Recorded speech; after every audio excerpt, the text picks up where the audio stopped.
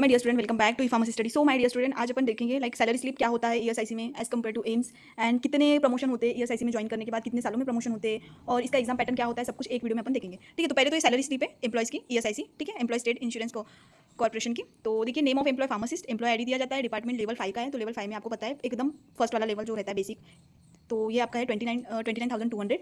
यहाँ पे आपका पूरा पैन नंबर वगैरह आ जाता है। तो बेसिक पे आपका रहेगा इधर 29,200, 15,476 आपका डीए रहेगा। पीसी आपका रहेगा 4,100 रुपये, 2,700 आपका टीए रहेगा। एंड हाउस रेंट, देखो ये हाउस रेंट, ये अगर लाइक आपको कुछ विलेज टाइप में अगर मिलता है तो आपका हाउस रेंट में क्या कम रहेगा। अगर आपको मेट्रो सिटी मिलती है लाइक दिल्ली जैसी, तो आपका हाउस रेंट ज़्यादा देते हो लोग, ठीक है, क्योंकि उनको पता है। फिर आपका डिडक्शन क्या होता है, डिडक्शन अमाउंट रहता है आपका 440, 4,500 आपका रहता है एनपीएस कंट्रीब्यूशन, और ईएसआईसी हेल्थ स्कीम कंट्रीब्यूशन में 250, तो ये 5,190 आपका हर महीने कटता है। ये 54,396 आपका ग्रॉस पूरा आपका अर्निंग्स रहती है, और डिडक्शन इसका 5,190 होता है। ठीक है, तो फिर नेट पे आपका क्या रहता है 49,206, ये आपका नेट पे होता है।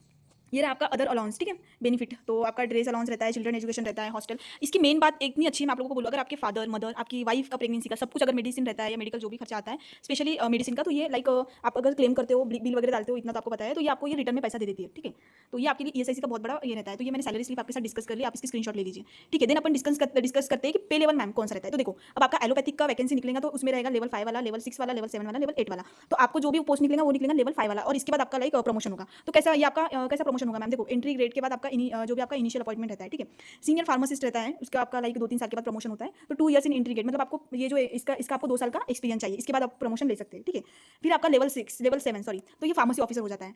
तो to be granted on the completion of the 10 years of service, आपका 10 ईयर्स ऑफ सर्विस कंप्लीट चाहिए इसमें, तो आपको मिलता है फार्मेसी ऑफिसर वाला पे लेवल 7। फिर पे लेवल 8 क्या रहता है, सीनियर फार्मेसी ऑफिसर, तो ये रहता है आपका, ये भी 10 ईयर्स चाहिए, but date of pharmacy officer like NFG, मतलब ये वाला पे लेवल 7 का चाहिए आपको।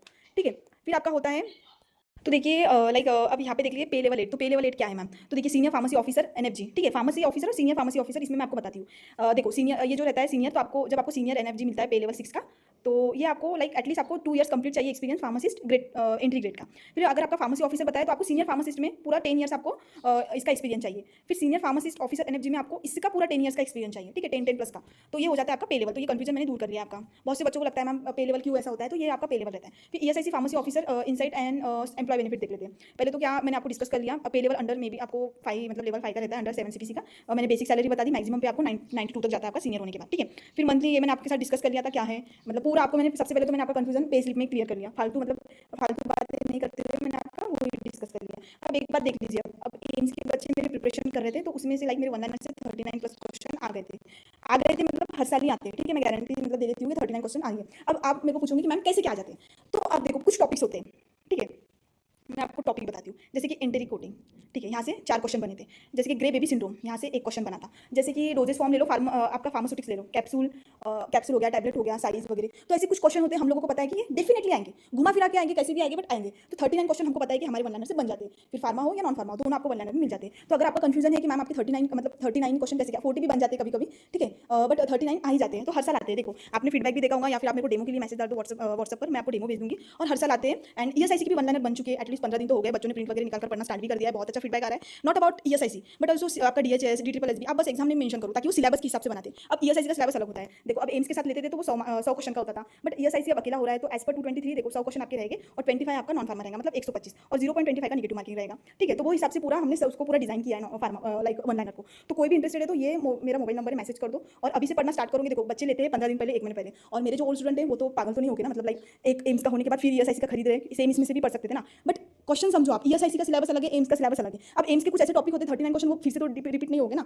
तो वो हिसाब से हर एग्जाम का 1 लाइनर बनता है। बस आपको एग्जाम में ड्रॉप करना है कि मैम मैं ये एग्जाम के लिए प्रिपरेशन कर रहा हूँ। सिलेबस में सिलेबस को हम पकड़ के चलते हैं, हम ऐसा नहीं क्या ड्रग इंस्पेक्टर वाले बच्चों को फार्मासिस्ट का देते हैं, फार्मासिस्ट वाले बच्चों को ड्रग इंस्पेक्टर का देते हैं। सिलेबस पकड़ो, सिलेबस ही मेन रहता है, ठीक है, क्योंकि बाकी सिलेबस को पकड़ के ही एग्जामिनर पेपर निकालता है, ये हमको पता है। ठीक है, फिर देख लेते हैं, डोंट वेस्ट योर टाइम। अगर आप अच्छा करना चाहते हो, 3 महीने बाकी है, 15,000 1 लाइनर फटाक से पढ़ लो, और जो करंट अफेयर आपको वीक में एक बार मिलेगा ग्रुप में ऐड होने के बाद, उसका भी पढ़ते रहना ऊपर। ठीक है, फिर अपना लाइक एमसीक्यू प्रैक्टिस भी होती है लास्ट के 1 मंथ में।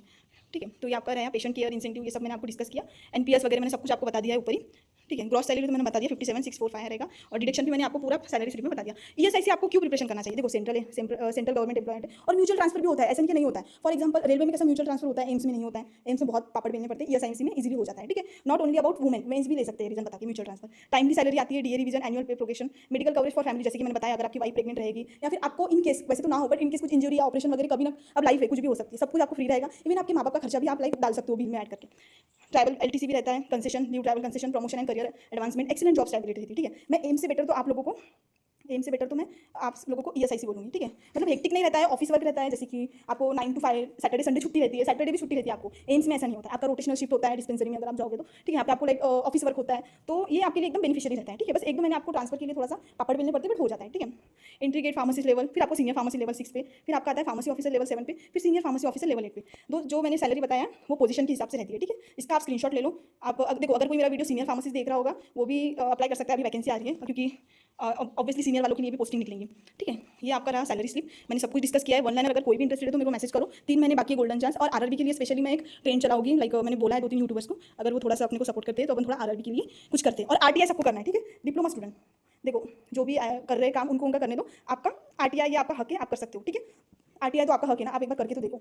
ठीक है। भले ही वो चिपका दे रहे जो उन्होंने सर्कुलर डाला है, वो मेरे को मैंने बच्चों को बोला है, ओल्ड स्टूडेंट को, बैचेस वालों को, उन्होंने डाला है, ओल्ड न्यू स्टूडेंट ने, तो वही चिपका रहे, बट फिर भी आप ट्राई करते जाओ। ठीक है। ट्राई करने में क्या है, आरटीआई तो आपको करना है, वो तो आपका हक है ना। ठीक है। बाकी तो 70% चांसेस है, क्योंकि आरआरबी में आप ईएसआईसी का देखो, उसमें ऑफिस वर्क होता है। और लाइक आप इधर देख लो, फॉर एग्जाम्पल अगर आप इधर देख लो, लाइक इसमें तो सीधा आपको डिस्पेंसिंग का वर्क होता है ना, तो ये तो केमिस्ट ऑफ वालों का होता है। ठीक है। तो वो हिसाब से अगर देखोगे तो आरआरबी बेस्ट रहेगा, आरआरबी बेस्ट भी है और 70% चांस भी है। बाकी तो देखते हैं अब डेस्टिनी, लाइक आपका नसीब आपको लाइक देता है चांस या नहीं देता है। ठीक है। इसलिए मैं आपको पिछले साल भी बोला था कि मैं भी डिप्लोमा निकालेंगे, मैंने बोला था, मैंने ये भी बोला था एम्स 12 जून को होंगी, तो वो भी 12 जून को हुई थी। ठीक है। तो बाकी जन दो, अगर नहीं रहा तो उसको छोड़ दो। आप लाइक ईएसआईसी के लिए प्रिपेयर करो अच्छे से, बेस दो अपना, पॉजिटिव हो। देखो कोई कुछ भी बोले, कोई ऐसा भी आके बोलो यार ईएसआईसी बहुत हार्ड होता है डिप्लोमा के लेवल का, ऐसा वैसा कुछ भी, आपका प्रिपरेशन पे ध्यान दो आप। ठीक है। होता है तो ठीक, नहीं होता है तो भी ठीक। ठीक है। बस आप प्रिपरेशन एटलीस्ट आप 3 महीने पहले तो स्टार्ट करो। अगर आपको बैचलर को कम्पीट करना है, जो भी कॉम्पिटिशन में आ रहे हैं बैचलर मास्टर्स वाले, तो उनके लिए वो लेवल की पढ़ाई तो करो आप। ठीक है। बाकी आप समझदार हो, और जैसे 5 साल से प्यार दे रहे वैसे देते जाओ। बाकी आप मेरे को सजेस्ट करो कि मैम हम आरआरबी वाले के लिए और क्या करें, और ये सजेस्ट करो कि मैम किस पर वीडियो बनाएं जो आपके पॉइंट्स क्लियर नहीं हो रहे। ठीक है। बाकी उस पर अपन अब वीडियो बनाएंगे। ठीक है। और वन लाइनर ले लो, डोंट मिस योर, मतलब आपका गोल्डन